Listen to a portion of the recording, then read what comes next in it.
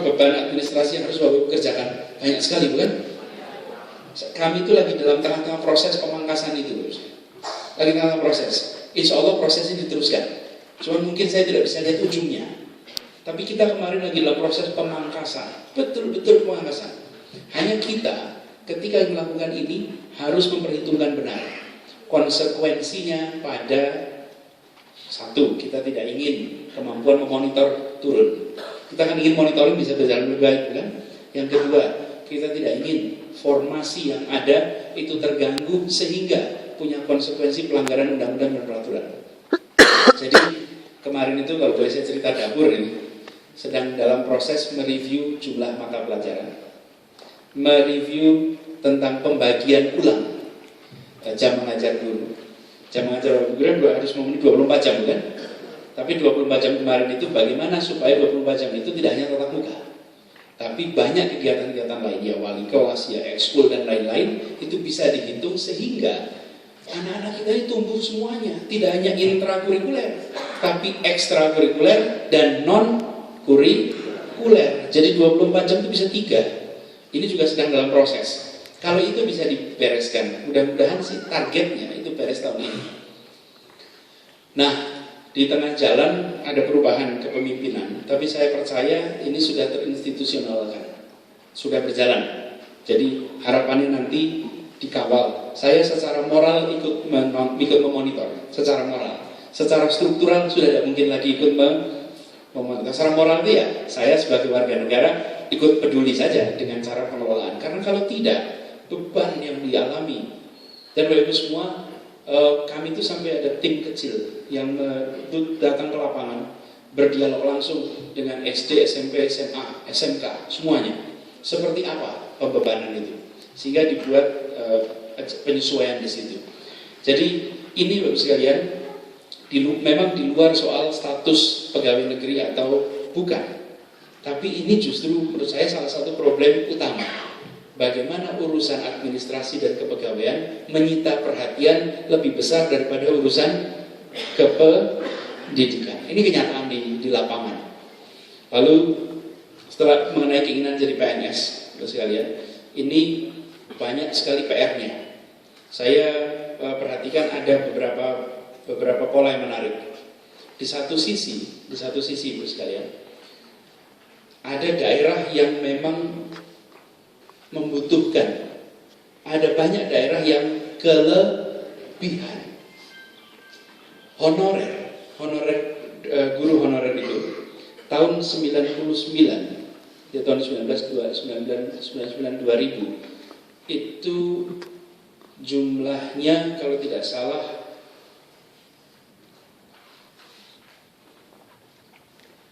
saya harus cek nanti datanya, tapi peningkatannya selama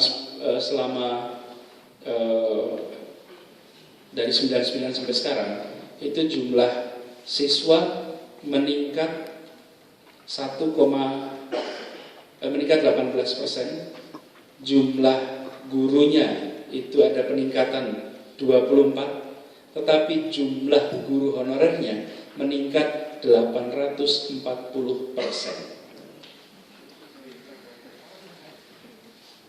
Dan begitu lihat 840%, luar biasa, angkanya luar biasa besar. Jadi sebenarnya kita harus hati-hati di sini. Ada seperti Bapak yang senyatanya bisa dikonversi menjadi PNS, tapi banyak juga di luaran yang ternyata kelebihan. Pak, kalau nambahnya 860% kita bingung juga apa yang terjadi di tempat itu. Dan kalau dicek, ya pilkada menjadi faktor, lalu putusan-putusan lain-lain. Jadi yang soal ini itu harus kalau bahasa Jawanya dipetani, apa bahasa Indonesianya dipetani itu? Ditelisiki kasus per kasus. Tidak bisa besar sesama kasus per kasus. Dan mudah-mudahan nanti kemarin kita sudah mulai sebetulnya. Kami itu dengan Pak Dirjen GTK itu ada datanya per kecamatan. Dari per kecamatan itu nanti bisa diputuskan mana yang Kemenpan bisa dorong untuk angkat, mana yang belum. Itu yang pertama. Kemudian kedua soal fasilitas, alhamdulillah fasilitasnya sudah kemarin kalau dari sisi Kemdikbud tidak ada bedanya lagi. Yang masih membedakan itu di Pemda-Pemda masih sering membedakan. Tapi kalau dari Kemdikbud sudah jelas arahnya tidak. Bahkan kita itu membantu, bisa dibilang mungkin lebih banyak swasta dibandingkan dengan negeri, karena kita sudah tidak membedakan lagi. Kemudian Bapak tadi ada yang bertanya mengenai soal guru, kekerasan dan lain-lain. Iya, sekalian ini juga terkait tadi bagaimana menghadapi perubahan zaman. Ya, perubahan zaman ini berubah. Jadi sekarang Bapak sekalian kita harus melihat persoalan ini lebih dari sekedar bagaimana melindungi guru. Jadi ini bukan sekedar melindungi guru. Menurut saya sekarang kita harus guru bagaimana melampaui zaman. Gurunya harus melewati zaman. Anaknya abad 21, gurunya abad 20, ruang kelasnya abad 19. Ini yang sekarang terjadi. Ya. Nah, sekarang kita harus membawa kita semua, saya, Bapak Ibu sekalian, orang-orang abad 20. Anak-anak kita adalah anak-anak abad 21. Abad 21 ini beda. Dan Bapak Ibu sekalian, bicara tentang itu saya setuju. Menempuh anak diajak main itu biasa-biasa saja, normal. Ekspresi kasih sayang itu yang halus itu normal-normal aja, tidak usah khawatir ya seperti itu. Tetapi mengajar anak untuk tegas tak harus menggunakan kekerasan. Mengajar anak untuk tangguh tak harus pakai tongkat. Bapak sekalian, Jepang itu anaknya tangguh-tangguh, dipukuli tidak, dibentak tidak, di Jerman tangguh, di Finlandia tangguh, disebut nama-nama itu. Tangguh. Sekarang ini lebih dari 120 negara yang yang melarang penggunaan kekerasan ruang kelas. Yang tahun 2013 terakhir negara namanya Saudi Arabia melarang tahun 2013. Jadi dunianya berubah. Cina, yang kita sebut sebagai salah satu yang sering menggunakan diasosiasikan kekerasan. Cina itu sudah mulai tahun 90-an melarang penggunaan kekerasan atau penggunaan hukuman fisik, bukan kekerasan, penggunaan hukuman fisik di kelas. Jadi kita sedang mengalami perubahan. Ini Bapak sekalian sama seperti kalau saya bayangkan kita meninggalkan era rasialisme. Dulu rasialis itu nggak apa-apa. Bahkan di Eropa sana rasialis itu orang banyak tepuk tangan. Hari ini pidato rasialis orang ini terbelakang nih. Rasialis itu mengatakan bahwa ras putih lebih tinggi daripada orang hitam, bermata biru lebih tinggi daripada bermata coklat. Itu kan pandangan rasialis. Hari ini yang orang berpandangan begitu dianggap primitif. Ini dari Jurassic Park loh. Kok masih ngomong ras mana lebih tinggi daripada ras yang lain? Sekarang di dunia pendidikan juga berubah. Nah, kita yang harus memperkaya diri dengan teknik-teknik terbaru. Teman-teman di Dikbud sudah membuat tips-tips bagaimana menghadapi perubahan zaman ini. Teknik-teknik apa yang bisa dipakai untuk mendisiplinkan. Kami pernah mengirimkan guru ke Maluku Utara waktu itu di Halmahera Selatan. Serah terima kelasnya itu pakai tongkat rotan. Gurunya menyerahkan pada guru baru tongkat rotan sambil mengatakan bahwa tongkat ini dipakai karena mutiara ada di ujung rotan. Ya inilah yang dipakai. Anak kami keras, masyarakat sini keras, kita harus menggunakan kekerasan. Lalu guru yang mengajar itu mengatakan kami tidak akan pakai alat ini. Dan semuanya guru mengatakan kita lihat nih guru baru nih belagu. Gaya betul nggak mau pakai tongkat. Kita di sini udah puluhan tahun pakainya tongkat rotan itu. Dan guru ini mengajar 1 tahun tanpa sekalipun menggunakan tongkat. Tapi anaknya bisa disiplin, ceria, ikut semua apa yang dimaui diarahkan oleh gurunya. Kelasnya berubah. Dan sesudah itu semua guru belajar teknik yang sama. Akhirnya seluruh sekolah berubah. Tidak ada lagi yang menggunakan rotan di sekolah itu. Berubah. Begitu pendekatannya benar, caranya benar. Tapi kita harus belajar. Makanya kita jadi guru pembelajar supaya kita mengikuti perubahan zaman. Kalau sekedar menggunakan cara yang lama, kita tidak belajar dengan perubahan-perubahan ini. Interaksi ini harus kita lakukan sama-sama. Tetapi sekalian, jangan juga kemudian kita jadi takut untuk tegas.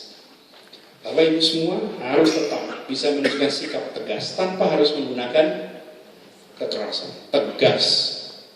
Dan dengan anak-anak disiplin. Karena saya pun kemarin ketika menggunakan istilah, enggan menggunakan istilah mendisiplinkan. Karena mendisiplinkan itu sering diasosiasi dengan melakukan penghukuman. Jadi akhirnya saya menggunakan istilah mengkonsistenkan, mendisiplinkan segala, mengkonsisten, membuat konsisten, disiplin. Jadi itu yang kita harapkan sama-sama. Jadi Bapak Ibu sekalian, tantangan Bapak Ibu memang besar, tapi disinilah indahnya kita berada di era transisi itu. Jadi nilai moralnya tetap. Dan Bapak Ibu semua, soal karakter itu saya sering istilahkan kebiasaan. Karena kalau namanya karakter itu agak rumit buat anak-anak kita dengar kata karakter itu. Apalagi di kota-kota, dengan kata karakter itu dibayangkan seperti yang ada di SMS itu. 140 karakter.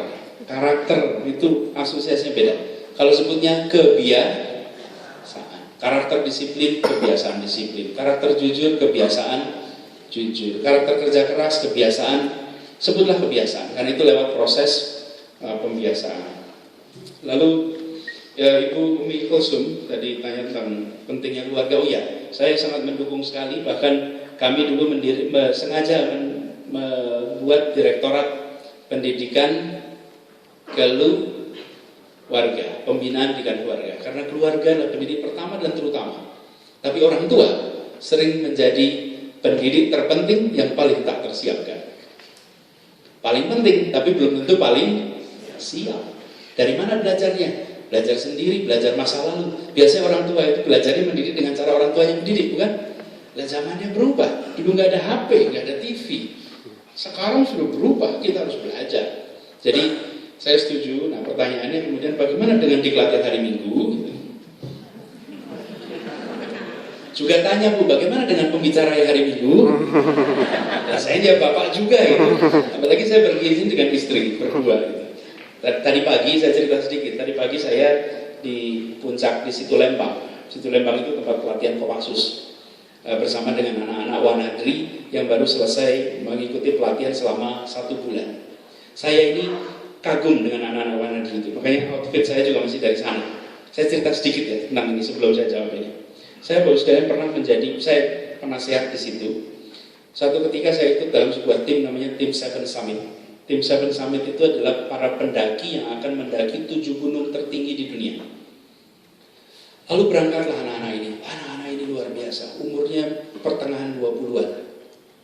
Bapak Ibu sekalian, naik gunung itu, bagi yang pernah naik gunung, itu bukan mengalahkan ketinggian. Naik gunung itu mengalahkan diri sendiri.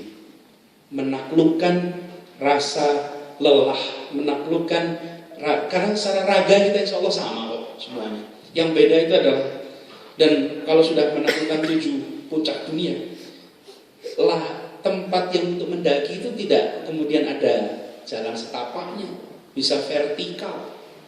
Karena itu pernah tanya, ada yang tanya, ini lagi latihan nih, kalau tempatnya tebing tinggi ini kalau jatuh gimana? Mati.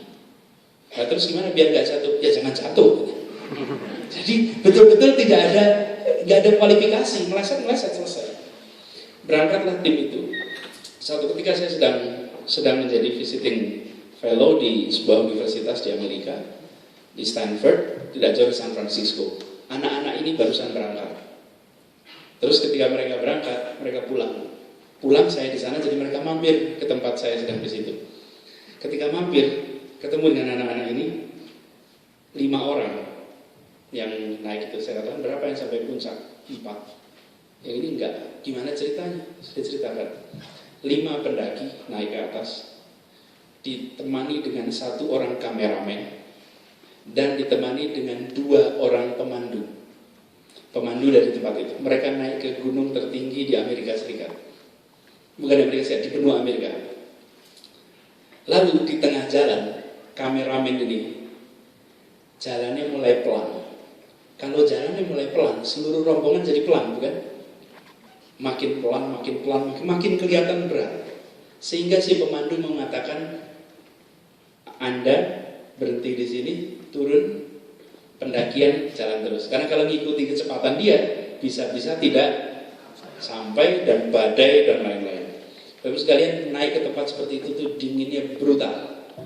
Bapak-Ibu sekalian, dingin itu, begitu dingin sampai masuk ke tangan kaki, itu kemampuan berpikir itu turunnya luar biasa.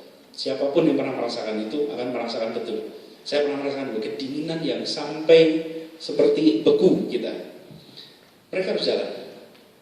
Tapi masalahnya, aturannya di sana adalah, ini kan 2 pendaki, 2 pemandu, 5 pendaki, 1 kameramen. Yang harus turun si kameramen. Aturannya di situ adalah kameramen turun ditemani 1 pendaki, tinggal 1 pendaki harus ditemani 1 pemandu. 1 pemandu itu akan memandu 5 orang, bukan? Aturannya tidak boleh 1-5. Aturannya hanya boleh 1-4. Oke? Jadi 1 orang harus ikut turun. Pendakian Seven Summit itu, sekali Anda gagal di sebuah gunung, maka pendakian berikutnya nggak bisa ikut. 5 orang itu 1 harus turun, bukan karena dia, tapi karena aturan dan karena ada orang lain. 1 orang itu turun, akhirnya dia turun ke bawah. Jadi waktu sampai di bawah, sampai selesai semua pendakian, saya tanya, gimana rasanya Anda harus turun bukan karena salah sendiri? Di sini jawabnya dulu, Pak, yang penting merah putihnya menancap di puncak, bukan saya sampai ke puncak. Anak-anak seperti ini dilatihnya pakai apa ya? Dilatihnya pakai apa sehingga dia sudah lagi bicara this is about me, no, this is about our country. Ini tentang Indonesia kita. Yang penting bendera kami sampai di puncak. Kalau saya harus turun, let it be, saya turun. Latihannya, sekalian anak-anak ini 1 bulan brutal latihan. Saya udah bagus sekalian kalau lihat luar biasa. Jadi tadi pagi mereka dilantik